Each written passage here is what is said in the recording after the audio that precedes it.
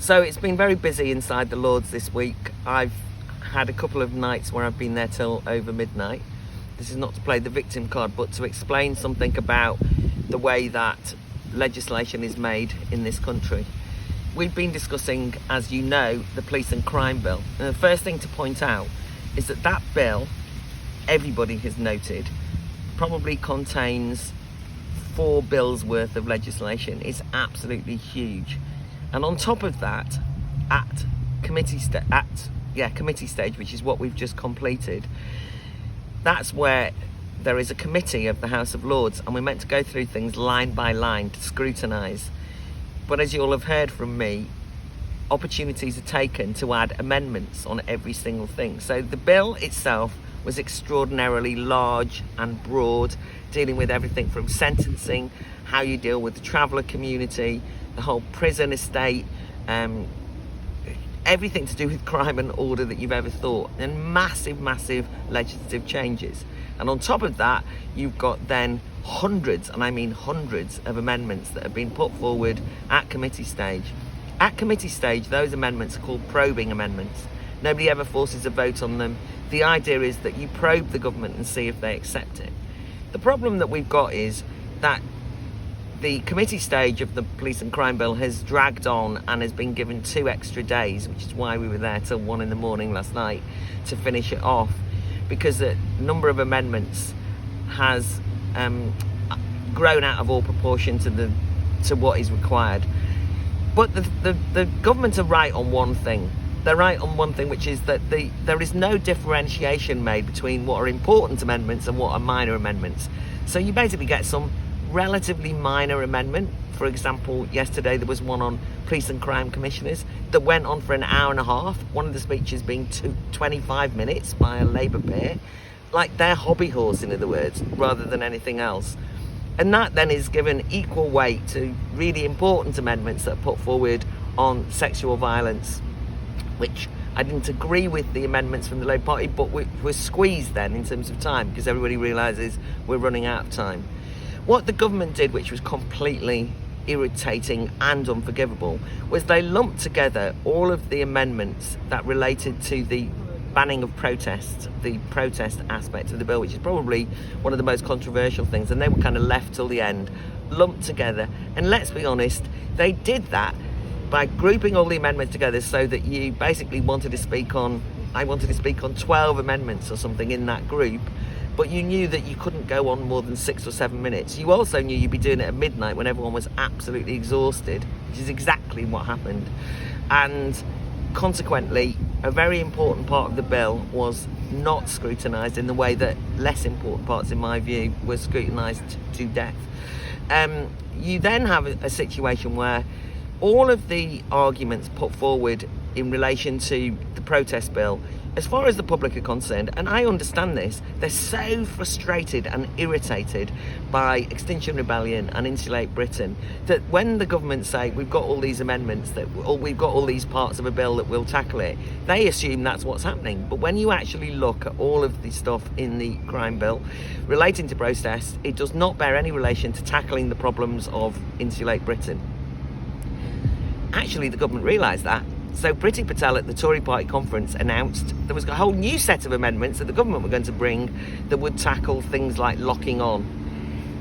They were introduced, so we got to see them on Monday to debate on Wednesday. About 20 of them, right? New amendments that were added on that actually do, if I'm fair, tackle some of the issues that relate to Insulate Britain and the new tactics of protest. But we had no time to go through them, and we were discussing them at midnight, I think, and as a consequence of which you could tell that there's just an opportunism. Now, you're not, all of you are thinking, God, this is boring and irritating, but the reason I'm saying it is because in the public's name, the government act, and they say they're doing it because it's what the public want. They also, by the way, say that it's what the police want, but a variety of people stood up and pointed out that every possible police body that exists say, no, we don't want any of this, right? And so they're basically just being opportunist and then shoving things through at the last minute, and it's really not the right way. We now go on to the report stage, and there's meant to be a few weeks gap. Report stage is where the amendments that will be voted on will be discussed. But because they are pushing this through, the report stage is in a week's time. And so consequently, we will get ourselves into another mess about what amendments will be scrutinised. They've also claimed that there's only going to be 5 days of report stage, so everything will be rushed. That's what's going on. I really just want people to understand that lawmaking is in perilous form. And in the middle of it all, yesterday, as I was preparing to speak, the government announced Harper's Law, which will bring in, they say, life sentences if you don't even intend to kill a police officer. In other words, manslaughter has been turned into murder, or the penalty will be the same. They then announced it's coming through on the police and crime bill. Well, it can't possibly, because actually we've just finished the committee stage. So in other words, they're using the media to make announcements that are performative.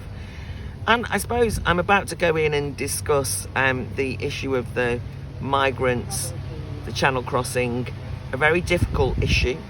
Baroness Hoey, Kate Hoey, has brought forward a debate.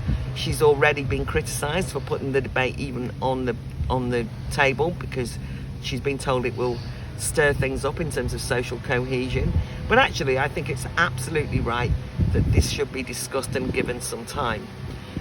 And the reason I mention that is because while Priti Patel is announcing things to the media about sentencing and basically trying to kind of get people on her side, her job, or one of her jobs, is to control the borders, which she has absolutely effectively failed to do. Just throws her hands up. Now, I'm not blaming her personally. It might well be the civil service. I'm going to go and speak.